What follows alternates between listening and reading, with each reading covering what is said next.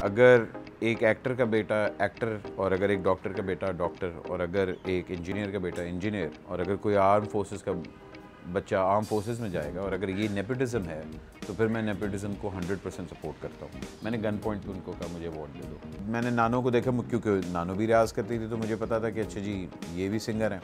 मुझे ये नहीं पता था किस लेवल की सिंगर है। JPNA 3 की बड़ी मज़ेदार स्टोरी लाइन बन रही है, और एक्चुअली वासे ने ये कहा भी है कि ये वेट कम वाले एक बड़ा अच्छा एंगल एक आ रहा है, नया एंगल आ रहा है। तुम लोग को याद है जब हमने वो फिल्म देखी थी, दिल चाहता है? ओ भाई, अब हमारा दिल नहीं चाहता। आप अपना इंट्रोडक्शन चाहते क्या हैं वैसे? जी, मैं ये कहूँगा कि मैं एक एंटरटेनर हूँ। नंबर 1 मैं एंटरटेनर हूँ, फिर उसके बाद मैं बाकी सारी चीज़ें हूँ। अदाकार भी कह लें, होस्ट भी कह लें, मौसीकार, गुलूकार, हर चीज़ में जिसमें कार आती है मैं वो हूँ। आजकल बेकार नहीं हूँ, बाकी सब कुछ हूँ। आपने एक फिल्म साइन की थी फैट मैन, हाँ जी। नबील कुरैशी और फिजा अली मिर्ज़ा के जी, साथ। जी। उसके लिए आपको फैट होना था, ये तो आप बिल्कुल उल्ट फ्लैट हो गए। फ्लैट मैन हो गया। वो असल में फ़िल्म साइन कोई 1.5 साल हो गया उस चीज़ को। उस टाइम पे जब ये फ़िल्म बन रही थी, ऑब्वियसली बात है स्क्रिप्ट वगैरह पे काम हो रहा था। कोविड से पहले का ये सारा टाइम था। आई थिंक वो कोविड जब हिट हुआ तो उसके बाद हमारे प्रोड्यूसर्स को भी क्योंकि नबील और मेरी फ़िज़ा से उसके बाद बात नहीं हुई थी। मगर वो टाइम जैसे जैसे गुजरता गया, मैं भी अपने काम में लगता रहा। मुझे ये अंदाज़ा नहीं था कि मैं इतना ज़्यादा वेट कम कर लूँगा, लेकिन I did it for my health. मैंने अपनी हेल्थ के लिए किया, और मैंने अपनी कह लें कि ये माइंड में नहीं रखा था कि अच्छा फैट मैन का क्या होगा। वो एक बाद में मुझे रियलाइज़ हुआ था। मगर मेरा ख्याल है उनकी भी इंटेंशंस नहीं है अभी फिल्म बनाने की, बिकॉज़ वो भी उस टाइम पे जब फिल्म बनाना चाह रहे थे तो उनकी किसी प्रोड्यूसर्स के साथ डील हुई थी, 2 पिक्चर डील थी। अब मेरा नहीं ख्याल कि वो है। अब अगर वो करना भी चाहेंगे तो मैं नहीं वो फिल्म करूँगा, बिकॉज़ वो वायबल नहीं है अब। आपस की बात है, कोई फंसी थी? एक भारतीय पंजाबी फिल्म आप करके आए जी, हैं अभी, फटे दिन दे चक पंजाबी। तो उसमें जो है एक तो वो मतलब कैसे हुआ, वो रोल आपको उन्होंने ऑफ़र किया, आप किस तरह से, दूसरा उसमें क्या-क्या सीखने को मिला आपको नया? जब मुझे फ़िल्म ऑफ़र हुई थी तो मैंने एक चीज़ को जो रियलाइज़ किया था, the team that I am working with, Gippy Grewal and Neeru ji, those are the biggest names of your Punjabi industry, and the way they offered me the film, that they actually wanted to work with Pakistani artists because they want to bring their films to our local cinema.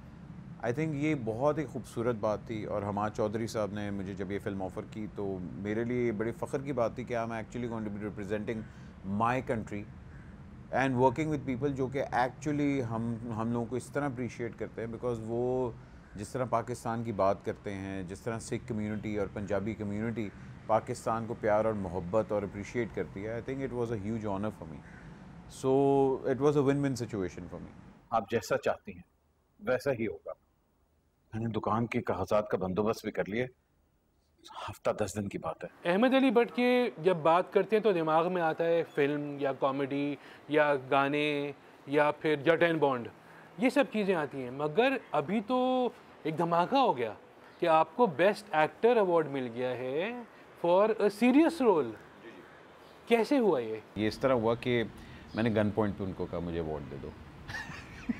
नहीं यार, host तो आप ही कर रहे थे। हाँ, host मैं ही कर रहा था, और मुझे इन्होंने बताया है एग्जैक्टली 2 मिनट पहले, क्योंकि एनवलप पे जब नाम आया तो मुझे वास्ते नहीं हुई, देखा और कहा कि मैंने कहा ये क्या, मैंने अपना वो नाम देख लिया।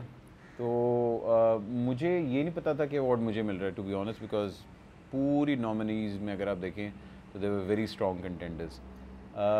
झूठी जब मैंने किया भी था तो झूठी मुझे उस कैरेक्टर की सबसे खूबसूरत बात ये लगी थी कि वो एक ऐसा हस्बैंड है कि अपनी बीवी के ऐप पे पर्दा डाली जा रहा है। उसको पता है कि वो कंपल्सिव लायर है, उसको पता है कि वो झूठ बोली जा रही है, लेकिन वो उसको किस हद तक पुश करती है। सो जब मुझे अब्दुल्ला ने ये रोल दिया भी था तो I was very excited for the role. एक अच्छी बात ये भी थी कि वो सिर्फ कम एपिसोड्स के लिए था, सो उसका इम्पैक्ट ज़्यादा रहा। एंड जब अवार्ड मिला भी तो I was seriously blown away कि अच्छा लोगों ने एक्चुअली अप्रिशिएट किया, and it was a huge honour for me also. एक आजकल बहस हमारे यहाँ चल रही है इन शोबिज़ इंडस्ट्री में ख़ास तौर पे, और वो लोग बहस करते हैं जिनका ताल्लुक़ इस इंडस्ट्री से नहीं है, कि नेपोटिज़म बहुत हो रही है।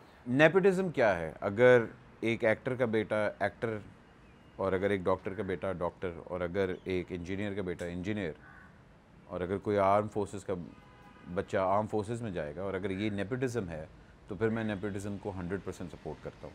लेकिन बात आती है मेरिट की। अगर डॉक्टर का बेटे ने एग्ज़ाम दिया है, उसने क्लियर किया है, तो जाके डॉक्टर बना है, तो वो मेरिट पे आया है। उसी तरह अगर एक एक्टर का बेटा, उसने 1-2 हिट फिल्में दी हैं, उसने काम सीखा है और तब जाके वो एक्टिंग कंटिन्यू कर रहा है, सो वो मेरिट पे आया है।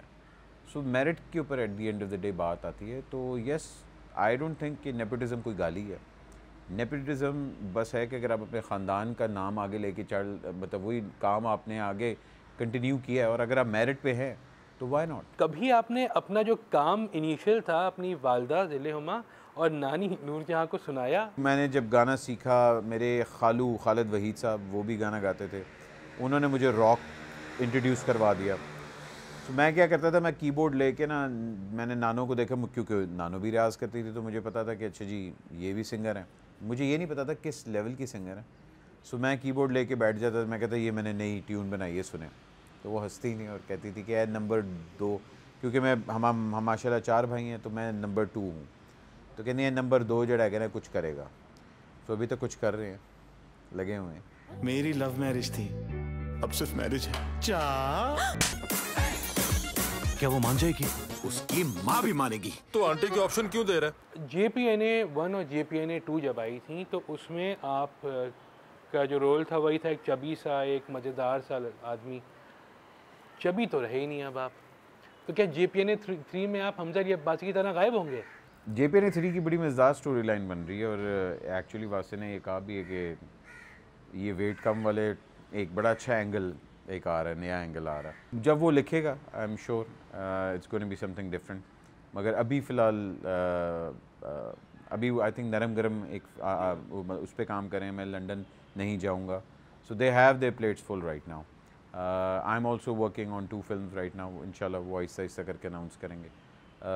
मगर ये है कि जब JPNA 3 आएगी तो it's going to be something different, don't worry.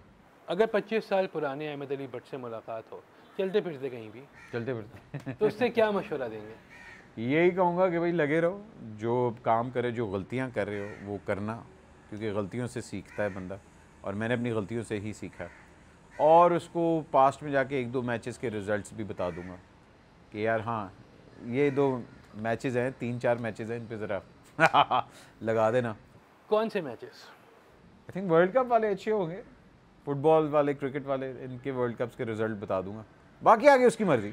उसको मेरा नंबर भी दे दीजिएगा। देखिए इसको भी बता दो, ये भी लगा दे कहीं ना। बिल्कुल बिल्कुल सही है।